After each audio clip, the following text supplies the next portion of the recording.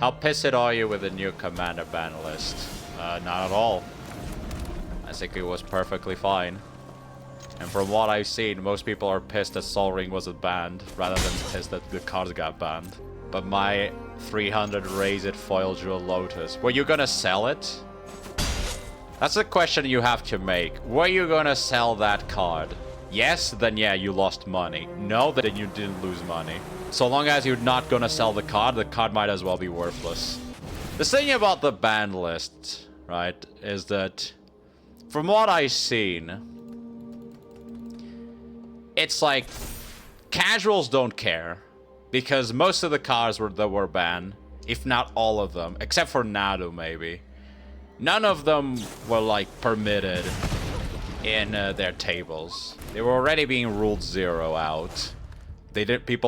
Casuals didn't like those cards, so no one really played them in their circles. And if they did play them, you know, it was under certain conditions. Want Dockside in a pre-con. My Dockside is from the original pre-con that I got way back in the day when pre-cons were like half the price they are now.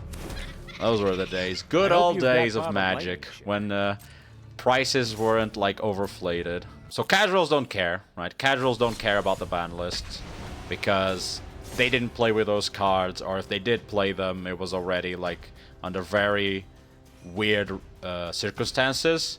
And if they had those cards, it was because they got them from packs and not because they, you know, spent ridiculous amount of money to get the cards.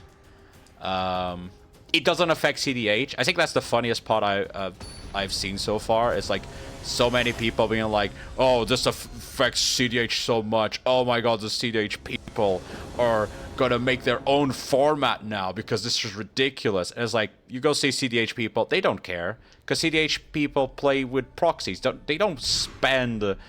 Some of them do because they're mentally ill, but most of them don't spend all that money to make a single deck. You know, they play with proxies. Most tournaments, with CDH tournaments, are proxy friendly, except for the ones that are like sanctioned by wizards. So it doesn't affect casuals. It doesn't affect CDH people. It doesn't affect collectors, because collectors already have those cards. And if anything, collectors are happy now because they actually get to get the cards that are way cheaper than what, you know, they were originally. So for collectors, it's even better because it's cheaper for them. So who does this really affect? Well, this affects shops. Shops are bad, right? There's lots of shops that, you know, they... open packs, or they buy mana crypts, and they buy the Docksides, and they buy, you know, all those cards so that they can sell them for profit. The shops got heavily affected. Am I dead? Probably dead here. That's unfortunate for the shops, obviously. And the other people that get affected by it are the investment bros, which, I'll just be very honest, no one cares about investment bros. I don't think anyone is crying because the investment bros lost money here. So it affects the LGSs, you know, the shops, and affects the investment bros. No one cares about the investment bros. So the only people that really matter are the LGSs, which, you know, it's going to be a pretty big hit, especially if they spent, you know, that any recently in those cards. Purposely buys. Like, I've been purposely buying stuff from one because fuck Amazon delivery way too.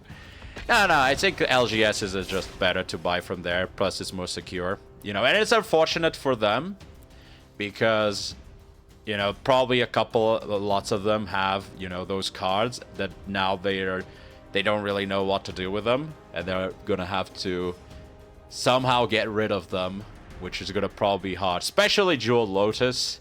Jewel Lotus is probably going to be the one that's hardest. I think Dockside and Mana Crypt are still going to be able to sell them, even if it's going to be at a reduced price, because people will want them for cubes. Whereas Jewel Lotus just has no place for it, unless someone has like a commander cube. And look, it's not like the ban list doesn't affect me.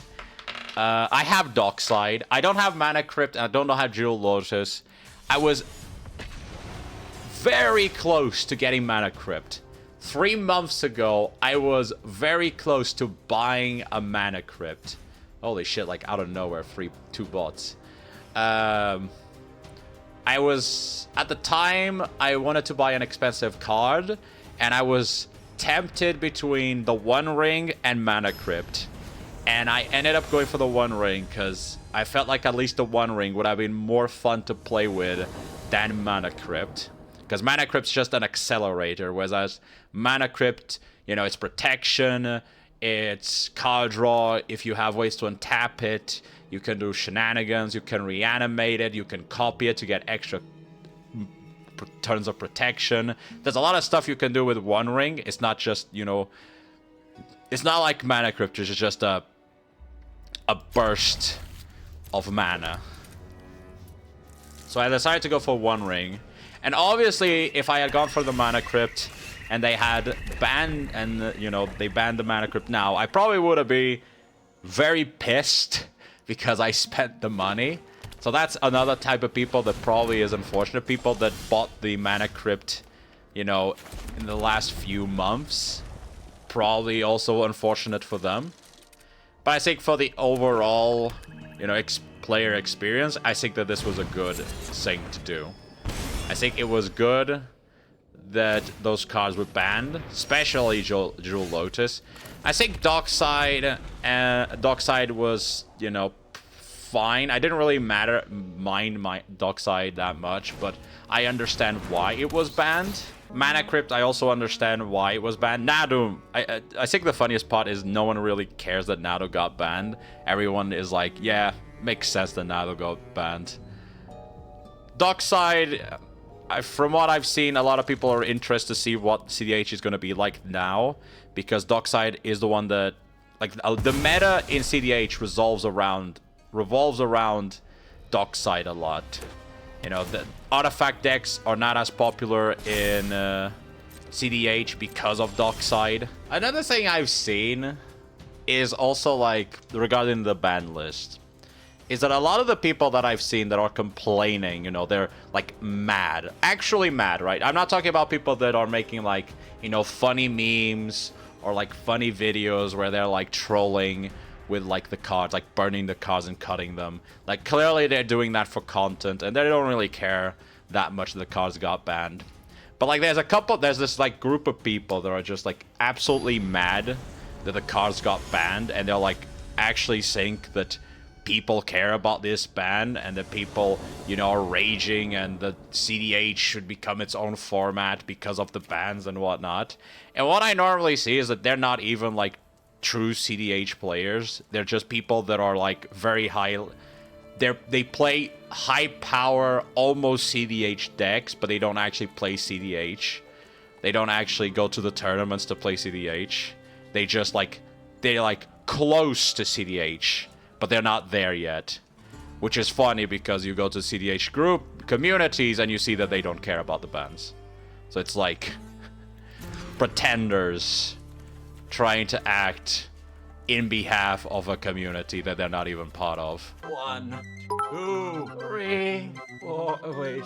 No, not 4 yet. 4, 5.